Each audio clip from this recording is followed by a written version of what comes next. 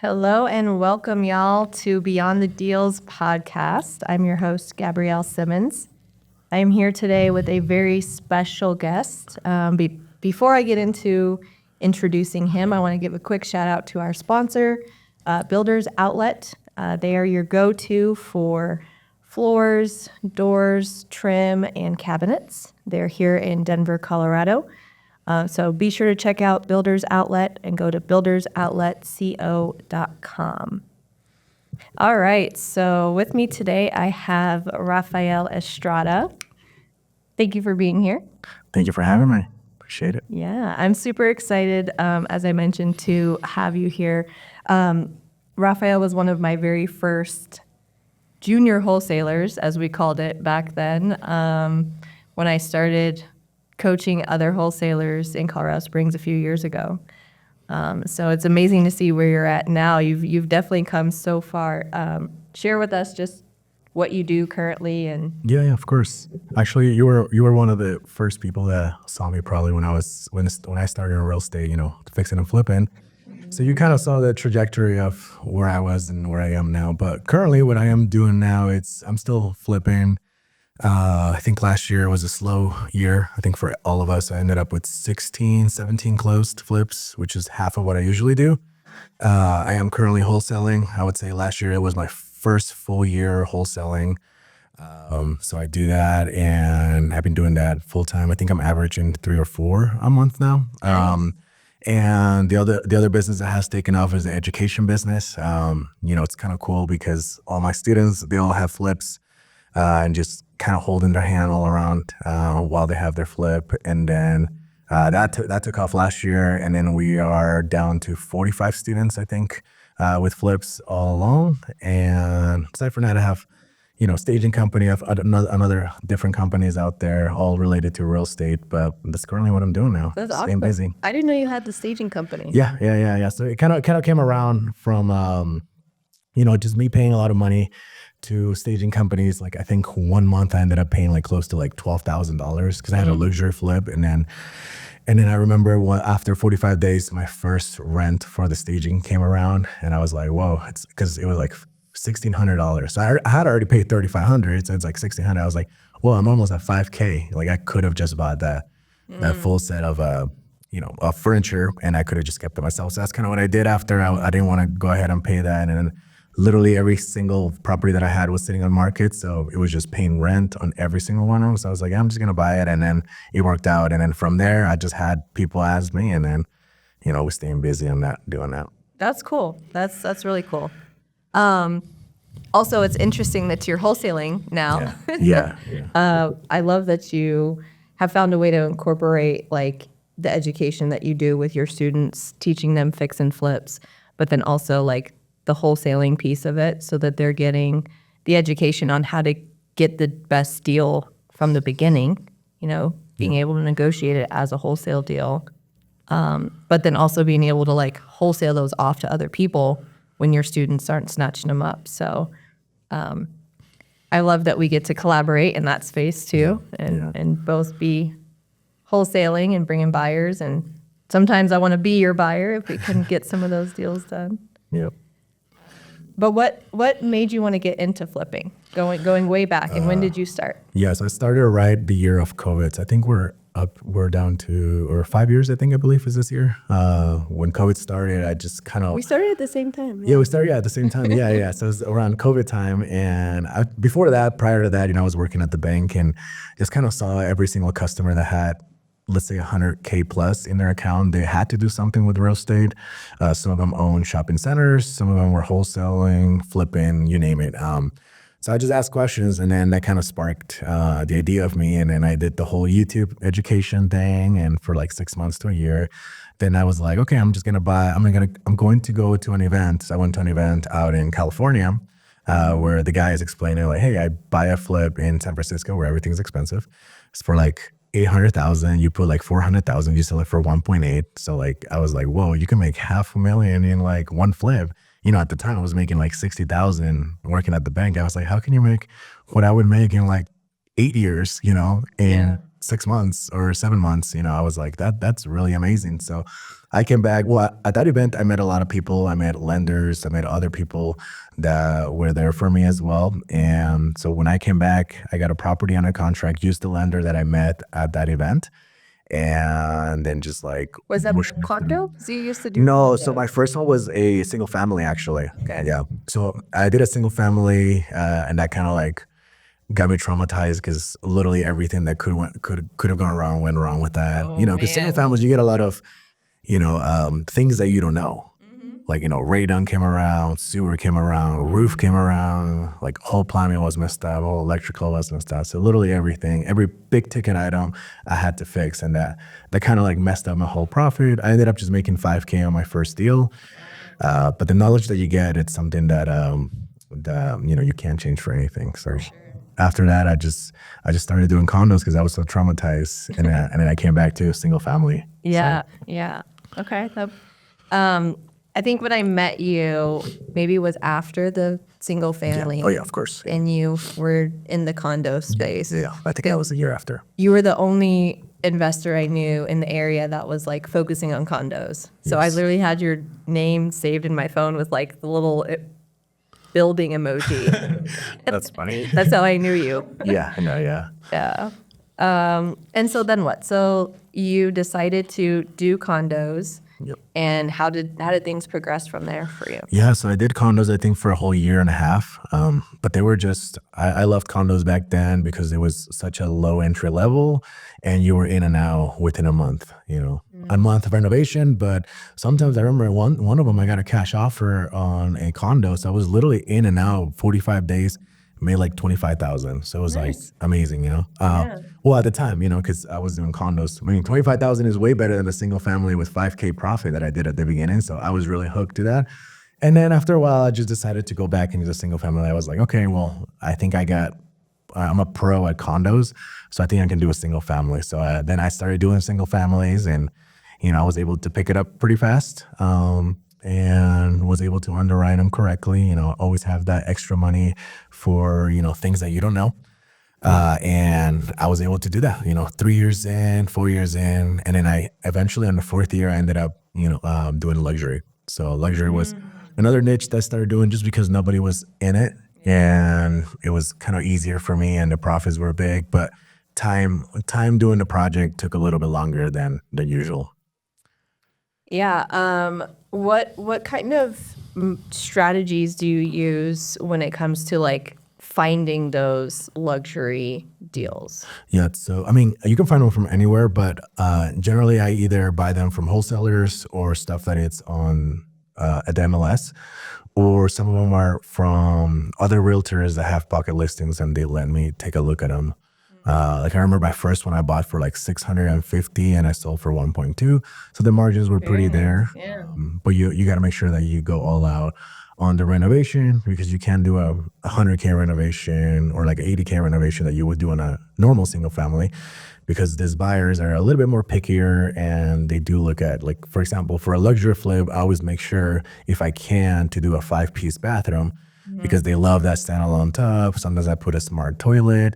So all those different things that you have to make sure that you are on point, and that quality has to be on point as well. Yeah. So for that one, you said you purchased for 6.5. No, 650,000. Yeah, 650,000, and sold it for 1.2. I put about 180 of rehab, and I made about 300. Wow. Yeah. That's amazing. And that's here in Denver. Yeah, it was in DTC. Very nice. Very nice. Yeah, I did that one with a partner, so we split halfway, but it was nice. Yeah.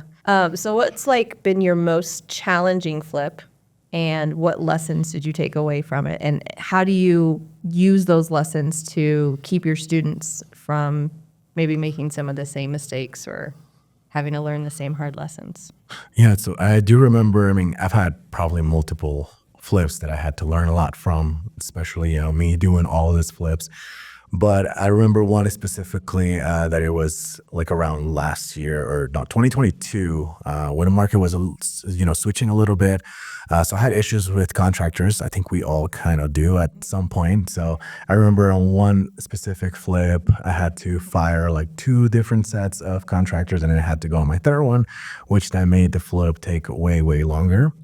And what I tell everyone is that contractors are like dating. So it's like you don't really, they can tell you anything. They can, like I had many contractors tell me that they can build a whole home, a whole house from the ground up. And then when it comes down to it, they're either watching YouTube on how to do something or calling their friends. So it's you don't get to know until you actually use them and start seeing how they are.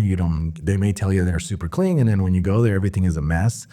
So that's why I compare it a lot, like, dating, you don't really know what's happening until after. So I had to go through that. Well, nowadays I do have my contractors that are very well savvy and they know how we work and they literally know how I do everything. But at that time, something that I made a mistake was that not ask for, past projects or maybe walk some other projects that they had done in the past, just to get more of an idea. I remember a guy that just showed me pictures and I found out that they weren't even his pictures. They were somebody else's pictures. So that specific deal took me like 6 months to get done. And then the market switched. So it was, at the end of the day, I ended up losing money. I've lost money like anyone else and a couple of flips, but now we end up losing like 120. And the market also switched on us, when the market was, everything was super overpriced, not overpriced, but in certain areas were overpriced. And then certain areas, we had the ARV when we bought it was nice, but when we sell it was like 100K less. So, what I tell everyone is just like, just get rid of the property if you can, just take whatever offer you're able to. And then when you have the knowledge that we all have, it's kind of easy to get back up. You may lose on one, which is what happened to me back in 2022. I think everybody was losing money. Nobody was buying. And I remember in December, I had a wholesaler sell me a deal. And on that deal, I made $135,000 up in Wheatridge because nobody was buying, So what I tell myself, I was like, hey, I mean, what do I have to lose? I just lost a little bit of money.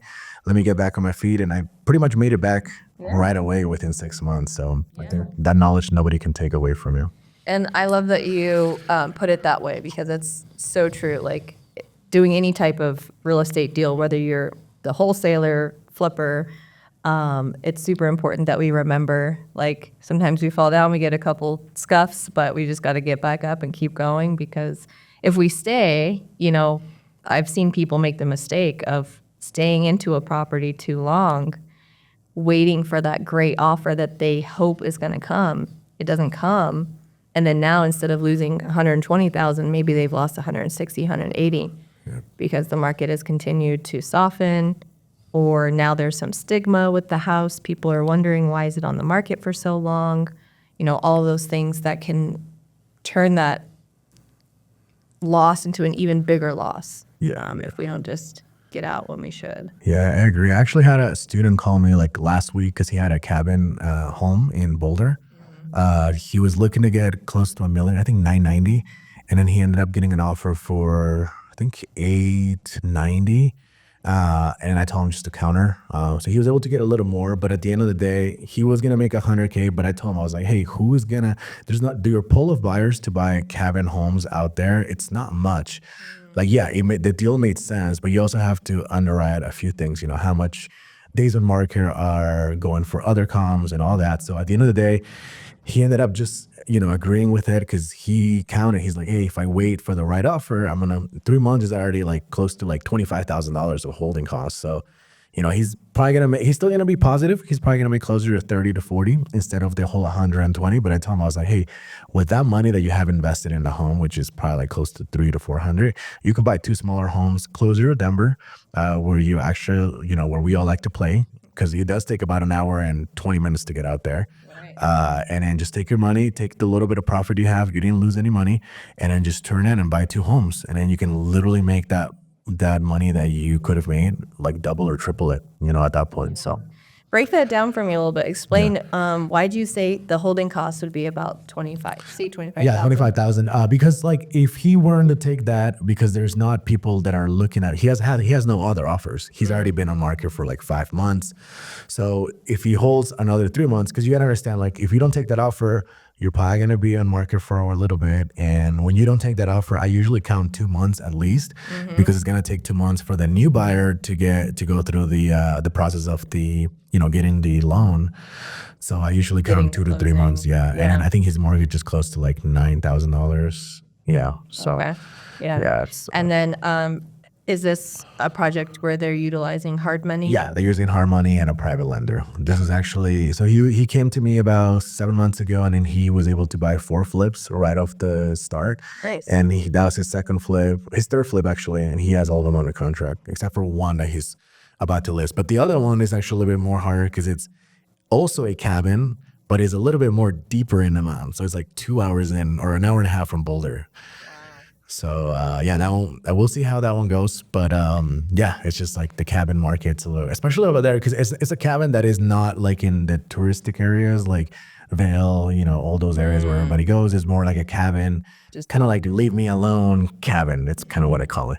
Yeah. So he went from never doing a flip Yeah. to purchasing 4 with you. Yep. Wow. So how do you help prepare somebody to have the mindset Yes. to go from never doing a flip to jumping into 4? Like that's a big jump. Yes. So, I mean, it does take a little bit. It's not like we can just sit down in an hour and I'll explain you the whole business. I mean, you know that as well.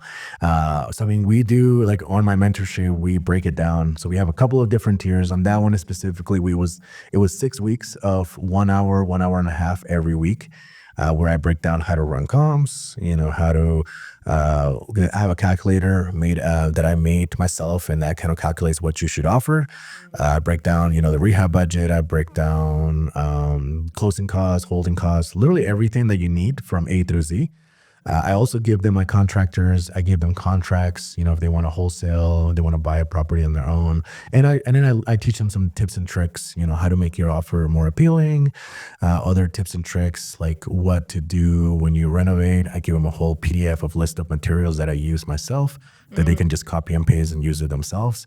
So I give them pretty much everything that they need. And then aside from now, we walk properties, or I show them properties. I have videos of before and after, what to look in a property. If they're in Colorado, I kind of take them to one of my bids that I have with the contractor, and I show them what is the first things that I do. Like first thing I do is just walk around out the outside of the house, make sure there's no any foundation or structural work.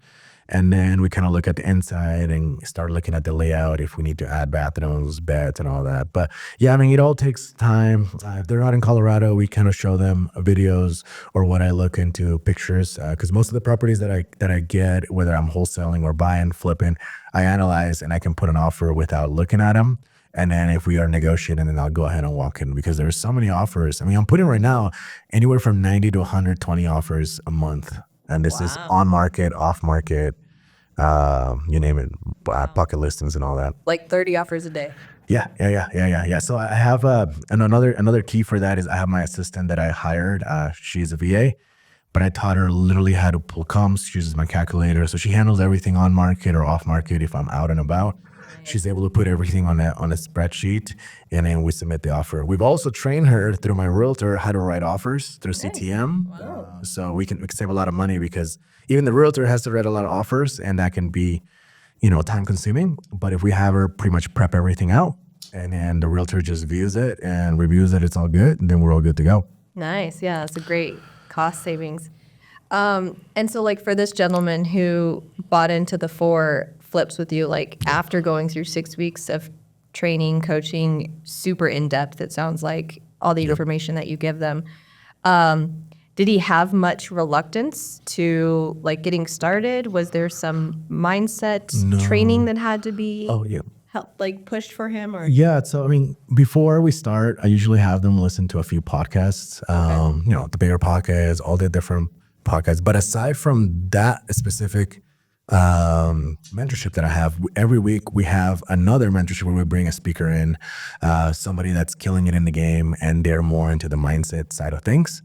So it kind of opens up your eyes. They just don't have to listen to me, they listen to someone else. And I bring different people from my network all around United States, so they get to see that and they get pretty hungry. But aside from that, I also teach them a little bit of social media. So a funny story about him, that he actually, I remember he put all his money in a credit card, And then I taught him the power of social media.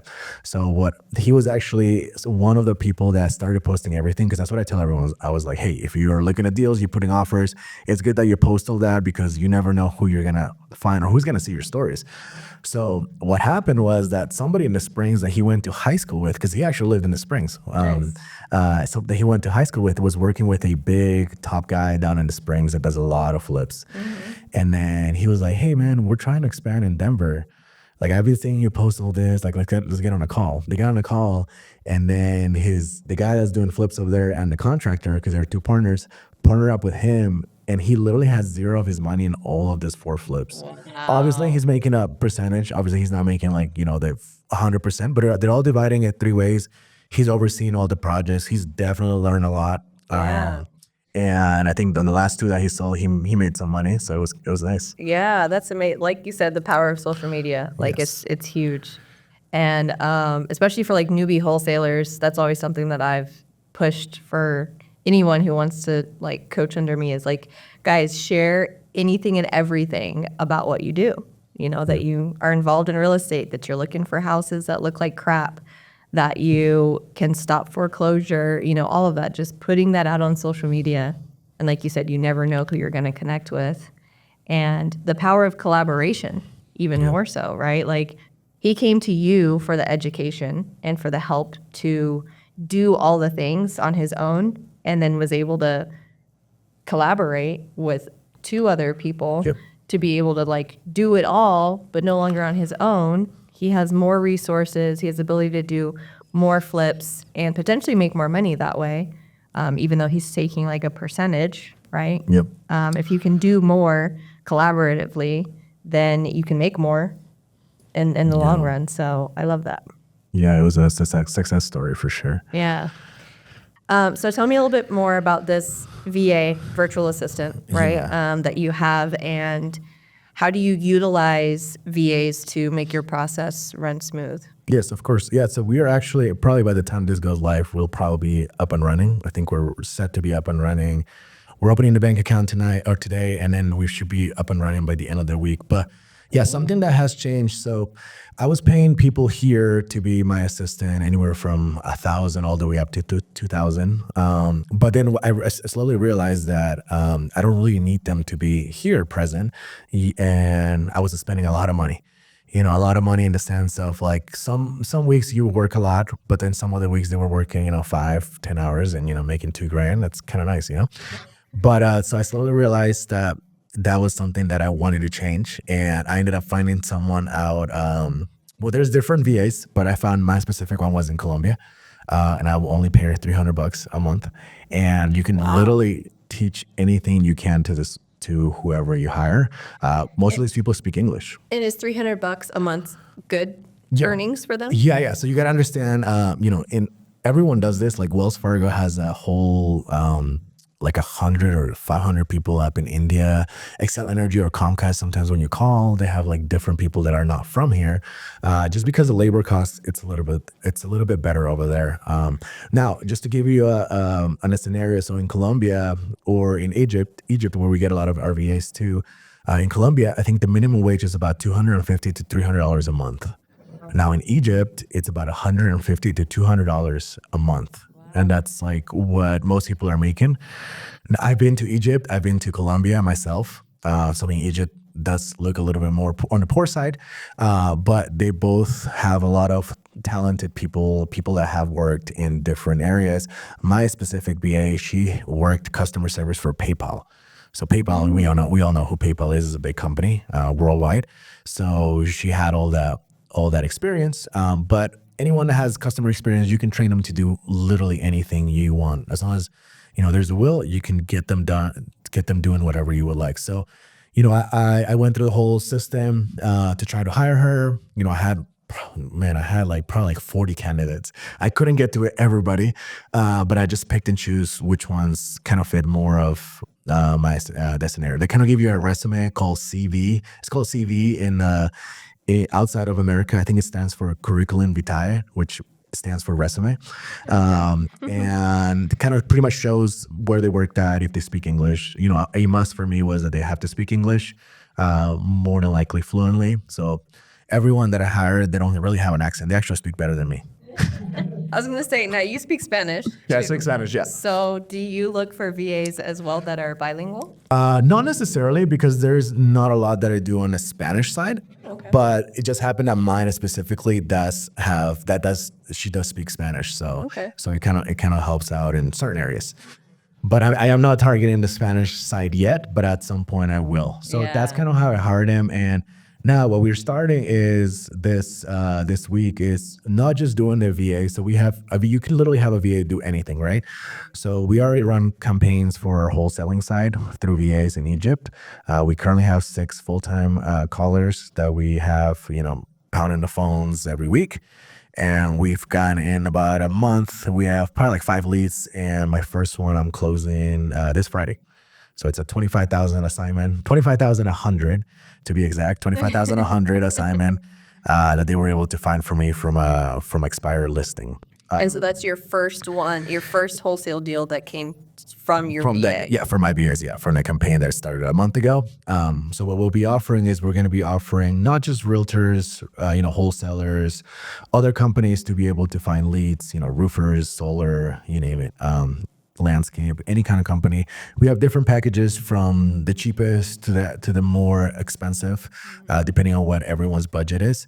And we're able to provide a lot of leads for them, so they're able to grow their business.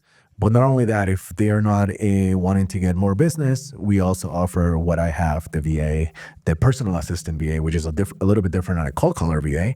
Right. The personal assistant that they can just hire, and they can just train them. And then literally we have a whole system in place where at the end of the week, the assistant has to give pretty much like a PDF or a file that shows everything that they've done for the week.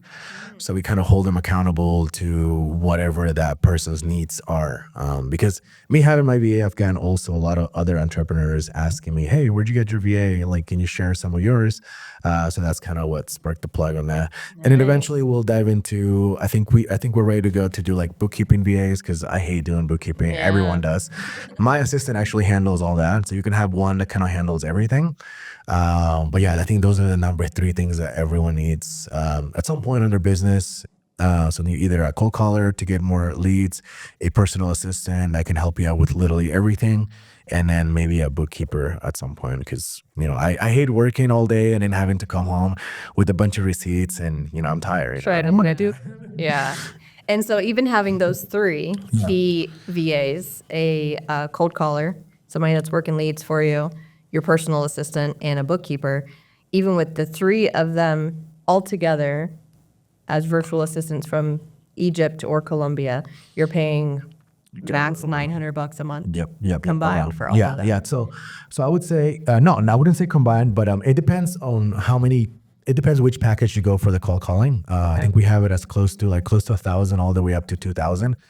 What we offer on the cold calling side, it's not just acquisitions. We can also disposition for them.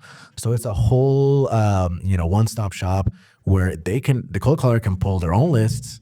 They can do all the calls, even close the deal, send the contract, get it assigned to a buyer, because they can also pull lists for all the buyers, like in Denver, for example, that have bought a flip in the last 6 months, and then kind of calls everyone or sends a text to them, and then can close it out for you. So they can literally do everything for you, and then you just collect the money at the end of the day. Or if you have your own buyers, you can step in at that point. So they're running the entire wholesale operation for it, essentially. Yep. Because it's not just the cold calls that we offer. They also have a lead, like a lead manager that oversees everything. We also listen to their calls that they're doing to make sure that we have quality calls. If not, we switch them out. They go through the whole training. So it's a whole operation that they have to go through. Wow, that's amazing. What's the name of your VA? So it is Alpha Callers. Alpha Callers. Yeah. Nice. Great. Yeah. We should be up and running hopefully this week. Any other subjects you wanted to cover or talk about? No, I mean, the last thing is just, aside from real estate, I've just been acquiring businesses. So the last business I acquired was a cabinet company in 2024, last year. Cabinet? Yeah, cabinet company. Yeah, I acquired that. It was a franchise, I think January of last year. And then I think as of right now, we're averaging 5 to 6 kitchens a week. And it all has been through kind of like word of mouth. And I'm just the market guy. I'm kind of like a silent partner. Well, not really a silent partner, but I handle most of the marketing. And then, yeah, so I think with that, it's 5 businesses. I'm working on a couple more, like commercial course you are. roofing. I'm waiting on numbers for that. So, we'll see what happens with that. To start a commercial roofing Yeah. business. So I have a friend that already, it's very, very successful on the residential side, but the commercial side, I mean, you guys see all the gurus probably on Instagram and all of them, like sky's the limit, Your basic commercial roof, change or new roof, it's like starting at $1 million, 1.5, and then the sky's the limit and you're making like 30 or 40% profit on those. So I have a friend that I go to the gym with. He literally has like 5 supercars. He does commercial roofing for like 10 years, I think. Where's It's the okay. gym? Vasa, right here in Kodak. But he tells me he said last year he did 17 million revenue, and he's still backed up with 2023 roofs. Well, that's what he told me. Yeah, so That's insane. And that's in Colorado. Like, we're not Yeah, even like yeah. a really big roof market. Like, you go to Texas. and you can go nationwide too with this. If you have the right peoples in place, if you have your team are also in business, you can do it anywhere. Yeah. And so tell us a little bit about that too. Like, so you buy outside of Colorado as well. What other markets have you purchased in, and where are you looking to do deals? Yeah, so I buy a lot of rentals in Tennessee and Georgia. So actually, I just exited Georgia. I sold most of my rentals over there like last year. They just had some equity. Where in Georgia? It was Augusta, Georgia. Okay. Yeah, because I know you were in Georgia too as well. Yeah. But yeah, it was Augusta, Georgia. I don't know where it is exactly, but I looked it up on the map. I guess they have a golf tournament every year. They're pretty known for that. But yeah, I bought a lot of stuff for like 50K, 60,000. But then I went into the market of Tennessee. I like Tennessee a little bit better, just because the rents are almost as much as here. But like the last duplex that I bought, it was for 180. We put 30K into it, 15K on each side, and it appraised at 320. We pretty much pulled like 25,000. We did the whole BRRRR strategy. Pulled 25,000. So we pretty much got paid 25,000 to own that home, and it cash flows about 950 a month. That is amazing. And so for those of you who aren't familiar, the BRRRR strategy, which was coined by one of the gentlemen in Bigger Pockets, but BRRRR stands for buy, renovate, rent, refinance, and repeat. So that's what you did with that property. We bought it, renovated a little bit, 30 grand, refinanced it, pulled out a $25,000 profit. Yep. And now you have this mortgage with the bank. Yep. And then, you rented it out first before you refinanced it? Yeah, so rented it out first and then refinance. Yeah. And so then you have a cash flowing property. Yep. You walked away with some profits, and this property is going to be here, increase in equity over time, and bring you money every single month. So yeah, those are amazing. It helps a lot for us that we have a flipping business or wholesale business. There's, when you buy a rental, it kind of offsets your taxes. So that's also a reason why I do it. But now I'm up to 24 doors. Most of them are down in Tennessee. I own like 3 homes here in Colorado. Colorado's a little bit hard, for cash flow. We all know that. And very hard to do the BRRRR strategy in Colorado. Even harder, yeah.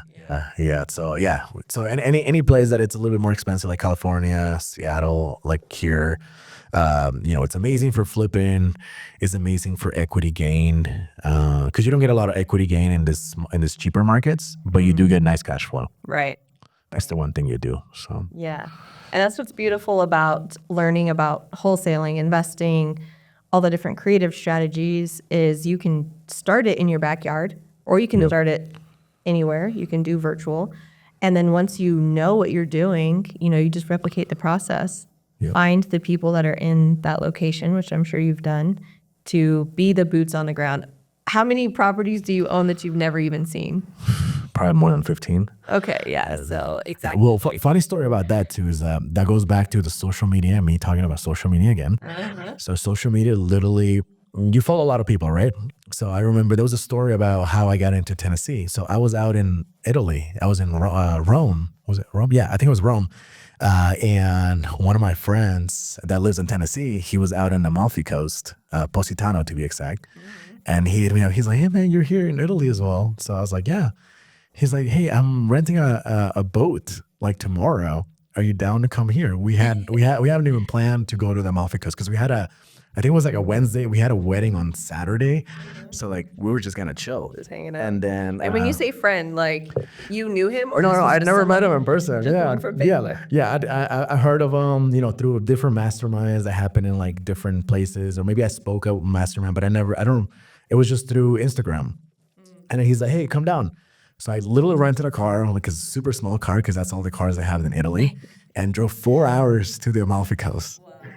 And like left super early. I was like, okay, let's do this. I never met this guy. Hopefully he doesn't kill me. So then I went over there, had the time of my life. We get on the boat because they give you a boat literally for like, I think it was like $50, and you have it for like 6 to 8 hours. So you get to see the sunset. Obviously, before we went in there, we got some wine. We got a lot of the cheeses, all the meats that they have, and then we went there. We were in the sun. We had the time of our lives. Drinking some wine, champagne, and then we pretty much made a really good connection. And it was the first time we met. Then I had to drive back home like at 10 at night for 4 hours, all the way back to Rome. But yeah, so it was that a scenario or that a specific experience that we had, and we got along very, very well. That a couple of weeks after, he's like, "Hey man, I got a rental over here. I'm looking for a partner. Let's go halfsies on it, and I'll property manage it, and I'll manage even the renovation." And I was like, "Okay, well, that sounds good to me." So I sent the money over, wire it, got got a few pictures, videos, did my own due diligence, got the property, and then from there, I think we are up to like 7 doors together. Oh, that is so cool. Yeah. I love that. Yeah. And you guys met from Instagram. Yeah, I met from Instagram. And then yeah. decided to go hang out with a stranger on the boat for a day. In Italy. Yeah. That is so cool. Yeah, I love story. I mean, I think I've met a lot of people, or I know a lot of people through social media, and then at some point I either meet them at big events or because I travel a lot, so I either somewhere around the world, there's a few people that I met also in France that do real estate, or like people that are either traveling from here and over there. The last person I met was an investor. I met him in Tokyo. I was in Tokyo like 2 months ago. Mm-hmm. Yeah, they were there at the same time, so we got a few drinks and all that. Talk about roast from. I wasn't from here. It was from California. Oh, okay. Yeah, and he was just telling me he does developing and all that stuff. So we talked and chatted, Nice. and we got to meet in person. Yes. And so like over time, your sphere just like Yeah. booms and grows, and it's because of what you're doing. Obviously, you're actually out here doing deals and helping other people do deals, but also because you're putting it out there in social media. I know I see a lot of your posts sharing, your travels and the houses and some of your coaching. And so putting all that out there just has made your sphere boom like over the last few years, huh? Yeah, it has. Yeah, social media definitely helps a lot. You get to meet a lot of people. You get to actually meet people that you could have never met. That's something that I've been doing. Is the reels have been popping. The TikToks have been going. Some of them are going getting a lot of views. So once in a while when I run an event, I run ads as well. So you're able to get a lot of new followers doing that. There's also another tip and trick that I talked to a guy when I was in Austin. Running some ads, especially for education or certain things. I've been able to do literally everything. I get a lot of deals also from there. People, realtors that they don't have my number. They're like, "Hey, I have a deal. I see what you're doing," because I literally post it almost every week. And they send me stuff. I've also been able to raise over $800,000 through social media, like private money. The last one was cool. Like I raised $200,000 in literally 12 hours through social ones. It was a couple of projects. Yeah. Like yesterday, I made a post. I needed 80,000, and I already have 4 people. So I'm getting on calls today. They want to know more about it. Because you have to break down that scenario and exactly. Because sometimes people don't understand what private money or how it works. Right. So I break it down, this is how much the bank is paying you. The bank is literally not paying you much, like, let's be honest. And what the bank is doing the same thing as I am. Your money that's sitting in a bank account collecting dust while they're making more money off of it. They pay Instead, bring your money over here. Yeah, they pay you like 1%, 2% most, and then they're lending it at what mortgages are now, 7.25, I think, or 7.50, or the auto loans that are going 8% or whatever, and you're not getting any of that. Unfortunately. Yeah, bring your money over here. Yeah, so that's literally how it works. And I have my CPA. I have a couple lawyers investing with me. Nice. Some people that this is more meant for the people that don't want to maybe get into real estate or don't have the time, and they just want to make their money work for them. Yeah. And now with those private money lenders and the syndication that you're doing to bring those funds together, are those tied to a property, their asset? Yeah, and they're asset backed. Yeah, so we put a lien on the specific property that I use. Obviously, we do our promissory note, and then we do our deed of trust. We would record a lien toward the property. So when we sell it, we're good to go. Everyone gets paid, and then if we go south, it's attached to the property. So Yeah, so their money is secure in the Yep. in the equity the equity is in that property. And then for everything, whether it's education, I have a list of referrals for private money. If they need to, they can call literally all the people that have lent me money. So I have a good, I would say I have a really good reputation on a lot of things. The last couple of weeks, I've been hearing a lot about my mentorship or students. Like there was a guy that was at a GC at a 3-day, this past weekend, there was a big event here in Denver. I can't remember what it was called, but somebody came and spoke. There was like over like 500 people, no, 300 people or so. And then he heard about my name because he was presenting a deal with someone. They're like, yeah, I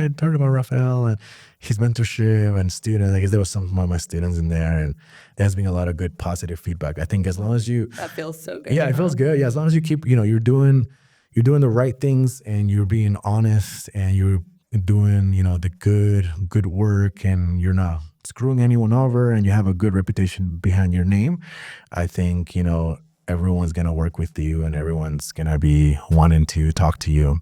Yeah. And the reputation is key.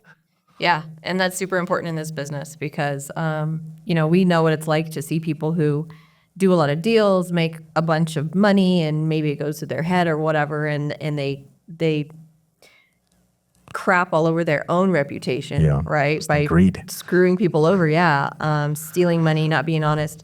And sometimes shit happens, right? Like Yep. if the deal doesn't work out, you're tied into a deal, interest rates skyrocket, and then you have to sell it for less than you expected to. The main thing is just being honest with your investors, if you have them, in that type of situation, being honest and saying, hey, this is what happened. It's outside of my control. I'm going to get you your money. It may not be on this deal, but I'm going to make sure you're paid after the next 4 deals, whatever the case is, being upfront and honest with everyone that you're dealing with is how you continue to keep that good reputation, that good name. It goes very far. Yeah, I totally agree with that.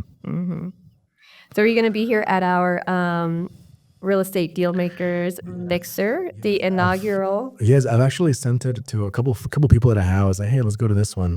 So yeah, I'm trying to see. I talked to him about getting a table too as well. Because I'm pretty well known for most of my events having selling out. So I was like, I want to partner up with Gabrielle and maybe get some people out here. And plus, this is like so close to my house. So It's super close. it took me. I counted it today. It took me 2 minutes and like a little bit over 2 minutes. And like if I hop the fence, maybe I can walk here in like 10 minutes. Well, cool. I'm excited to see what we do together for this event and future events for We're sure. excited that you're back finally. Thank you. You've been remote. You were like a VA. It's like a VA. I was gone. Yeah, you were gone, but I'm glad that you're back here, and I think this year is going to be really good. Yeah. There's a lot, like I can tell you from my experience, the last wholesale deals that I've been to or open houses, man, all these flippers are out buying right now. They're all out buying right now. Yep. The last one I went to, there was like 15 investors. I was like, wow, where was everybody at last year? Yeah. Everybody is crickets last year. Yeah. Everybody's coming back out. They're out buying. And even on the retail side too, there's a lot of buyers. There's a lot more showings, even though rates are not where we want it to be. In fact, they went up. There's a lot more buyers. Like there's a lot more traffic and all that. So I think a lot of it is we're expecting rates to go down, and so people are maybe just wanting to get in early to get in, lock in those deals. yeah. And hopefully see a decrease in rates so we can make some profits on the back end. Also, like holidays, elections are all done. So Yeah. everyone's back. Beginning of the year, maybe they wanted to buy a home.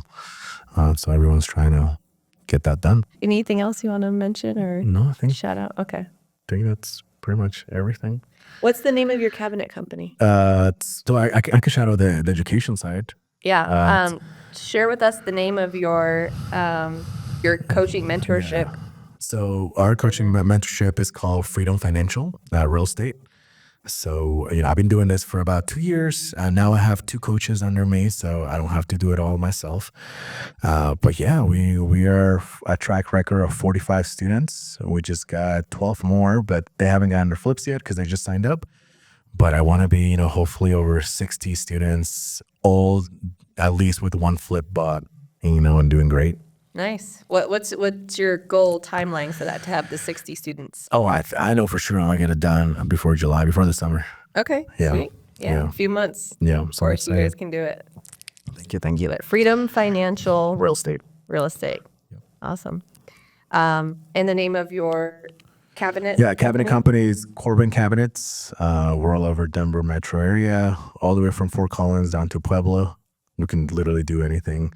For flippers, we have a good price, and also for homeowners, we also have a good price. So we come out there, measure for you, and then we can get in-stock cabinets within 7 days. And if you guys need some transportation, I got my trucking company, so hit me up. I can be your girl, move some of those cabinets around for you guys. Awesome. Around the country. I don't want to do local stuff. Yeah. But I'll bring I got the big trucks, the Oh, okay. 18-wheeler. 18-wheelers, yeah. So if you want some stuff moved out of state, we can get that done for you.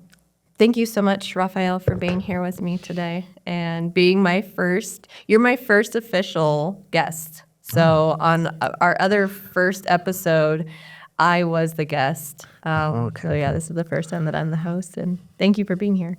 Thank you so much for having me. Yeah. So that's it for this episode, guys, of Beyond the Deals podcast. One more shout out to our sponsor, Builders Outlet, here in Denver, Colorado. We definitely appreciate the support and contributions from them for this episode and the rest for this entire month. Like, follow, subscribe, reach out if you guys have any questions or want to see about coming on the show.